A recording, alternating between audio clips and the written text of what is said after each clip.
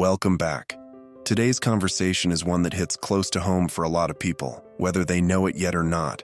We're talking about narcissistic abuse, toxic dynamics, and how to rebuild your life after someone's tried to tear it down. Yeah, this isn't just about bad relationships. This is about manipulation, gaslighting, and how it rewires your entire sense of self. And for so many of us, that rewiring started at home. Absolutely. If you grew up in a narcissistic family, you were conditioned to believe that love equals performance, that your worth is dependent on how well you meet someone else's needs. And so in adulthood, you end up attracting the same dynamic. It's not your fault, but it is your responsibility to break it. If you're dealing with a narcissist, the first thing you need to understand is that they're not engaging with you in the same way you're engaging with them. You're operating under the assumption that relationships are built on mutual respect, reciprocity, and shared understanding. That's the framework you bring to the table. Because it's the framework that allows for meaningful human connection, but the narcissist doesn't see it that way. Their game is entirely different. They are not interested in mutuality. They are interested in power. A narcissist's primary goal in any interaction is to secure control, attention, and validation on their terms. If that means distorting reality, then so be it. If it means gaslighting you into questioning your own perceptions, they'll do it without hesitation. If it means undermining your confidence so that you become more pliable, more easily manipulated, then that's exactly what they'll pursue, and they won't feel guilty about it. That's what makes them dangerous. I recently had Dr. Ramani on my podcast. She's phenomenal. And what she said struck me. If you were raised by narcissists, you'll confuse emotional chaos for love. That roller coaster, that's not passion. It's a red flag.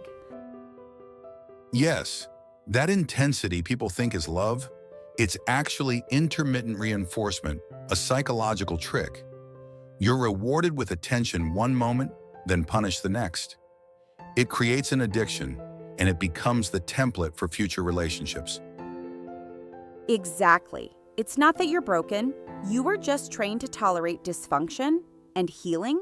It starts with untraining those beliefs. Narcissists operate under an entirely different value system. They don't want connection, they want control. That's why they distort reality, why they gaslight. It keeps you off balance and therefore easier to dominate. And let's talk about love bombing for a second. That early phase when they're showering you with affection, compliments, future plans. That's not love.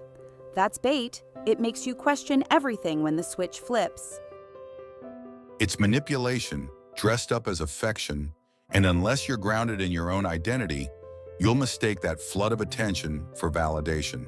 That's dangerous. So how do we begin to heal from this? The first step is radical self-awareness. Ask yourself, where in my past was I taught to ignore my instincts? Because that's the voice you have to reconnect with. Therapy helps, journaling helps, but most importantly, stop seeking closure from the narcissist. It won't come. Closure has to be self-generated. Yes, 100%.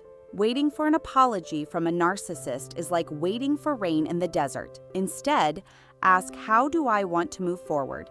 Because that's where your power is. Boundaries aren't about pushing others away. They're about defining where you end and someone else begins. And narcissists, they hate boundaries because boundaries mean you have a self, a center, and that makes you unplayable.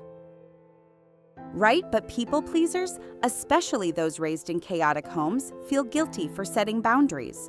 So the work becomes tolerating that guilt and doing it anyway. You cannot live your life for someone else's comfort, especially if they're the ones who hurt you. Your mental strength is built in the moments you choose to protect your peace over their approval. You want to know how you start reclaiming your life? Start small. Speak up. Say no. Write a new narrative that doesn't center their voice. It centers yours. Rebuild your life around purpose, not pain. Success doesn't mean revenge. It means peace. It means building something so meaningful that their memory fades into irrelevance. And surround yourself with people who get it. Friends, support groups, therapy. You're not alone. You've just been isolated. That was part of the manipulation. You can change them. You can change how you respond. Stop engaging.